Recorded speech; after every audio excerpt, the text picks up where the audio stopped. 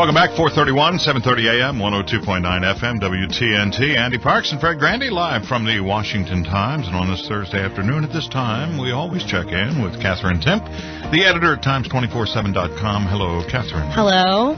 Well, I guess you guys have nothing to work on today. No, we do.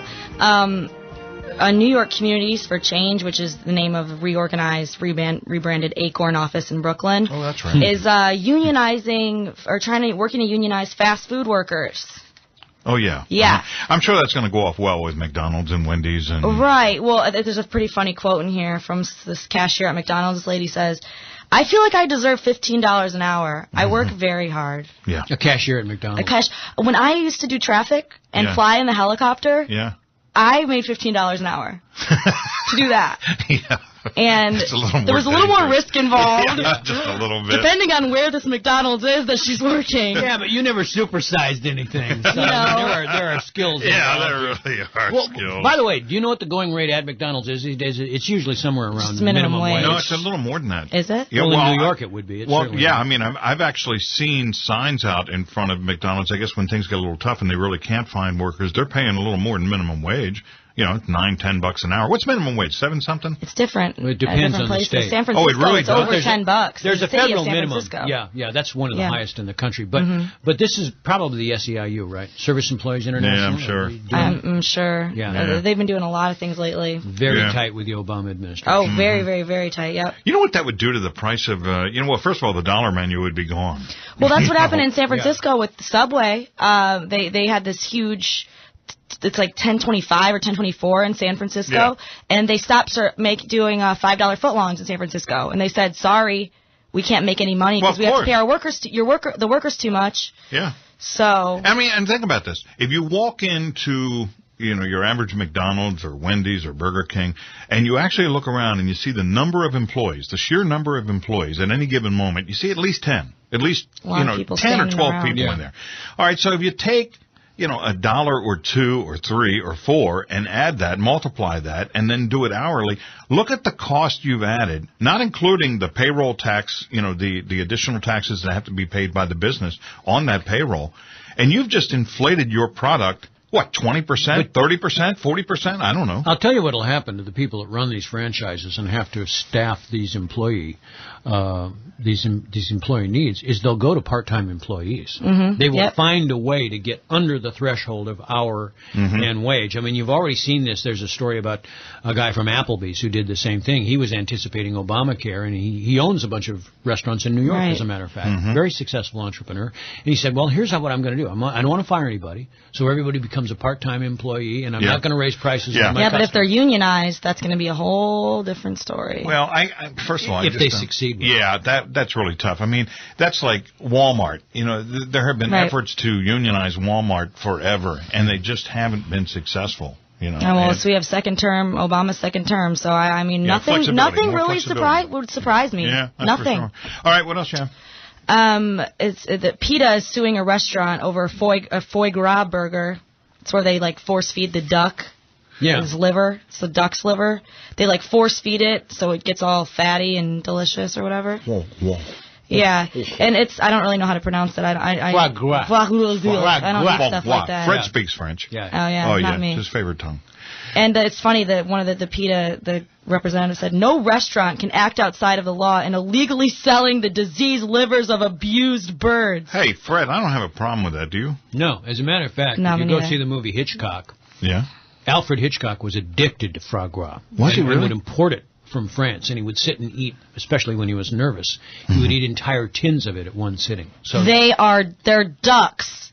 That's right. They're ducks. Yeah, they're not people, they're ducks. Yeah. That's right. Or in some cases, they're geese. Which, to me, is a distinction without a difference. Well, that's just a big duck. That's right. Really, that's sort of what with a longer neck. You're exactly, Fred. Exactly.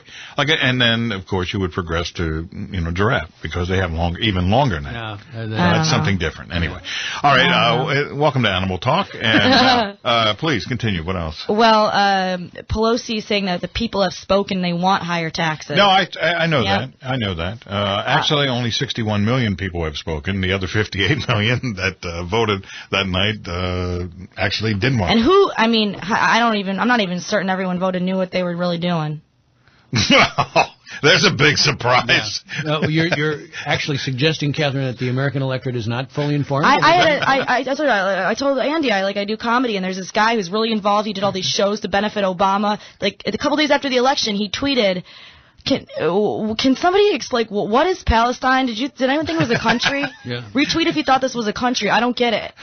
And I'm like, well, it is a country now, according to the UN. Yeah, that's right. And so he's like, can someone please explain to me the Middle East really quickly? I don't want to have to read a lot. And I'm like, so here you are raising all this money, and you don't even really know one of the basic, very main issues. Let me go back to something you said earlier.